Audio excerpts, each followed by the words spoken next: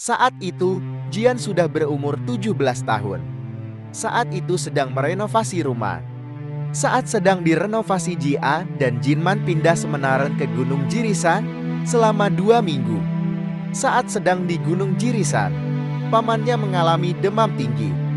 Jian protes pada pamannya, mengapa memilih Gunung Jirisan alih-alih hotel atau motel.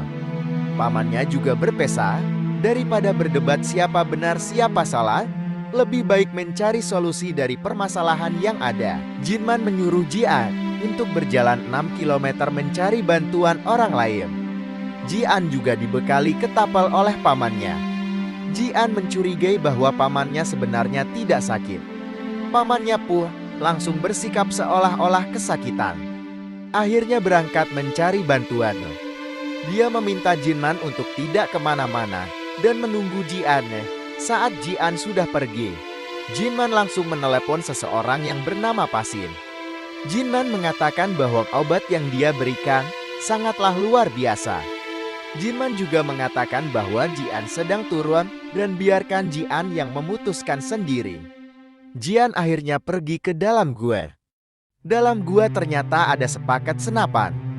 Akhirnya Jian menemukan pos pendakian.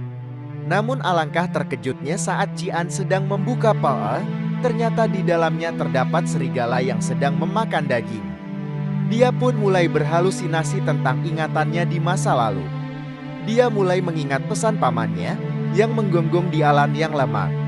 Akhirnya Jian berhasil menaklukkan ingatannya sendiri untuk mengalahkan Hena. Di saat yang bersamaan, pamannya muncul dengan menembakkan senapan. Akhirnya anjing-anjing itu pergi. Waktu berlalu, Jian sedang berlatih membidik dengan ketapel. Tiba-tiba Jinman menembak botol dengan pistol dari kejauhan. Pamannya menawarkan Jian untuk mencoba menggunakan pistol. Namun sebelum menggunakannya, pamannya berpesan bahwa pistol merupakan pedang bermata dua, di mana dia bisa menyelamatkan kita, tapi juga dapat membunuh. Pamannya mengajarkan bagian-bagian dari pistolnya. Dia juga belajar tentang cara merakit pistol. Kembali ke masa kini, Jian sedang menghancurkan drone yang berhasil dia lumpuhkan. Dia melihat pintu besi yang dapat melindunginya dari serangan senapan. Dia menggunakan pintu itu untuk melindungi diri dari serangan tembakan. Namun alangkah terkejutnya ketika mereka menembakkan bom. Wanita yang mengaku guru les Jinman juga menembakkan sesuatu yang mengakibatkan drone-nya mati. Wanita itu sebut saja namanya Minye. Minye menyuntikkan obat tidur ke Jongman. Tiba-tiba Minye juga menyerang Jian.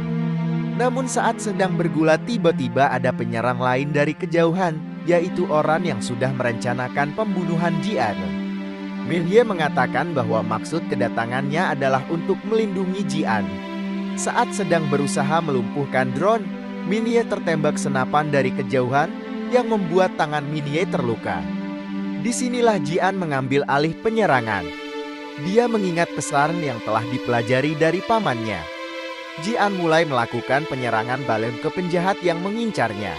Akhirnya Jian dan Minye bekerja sama. Minye menyuruh Jian untuk pergi ke gudang. Dia meminta untuk membuka motel.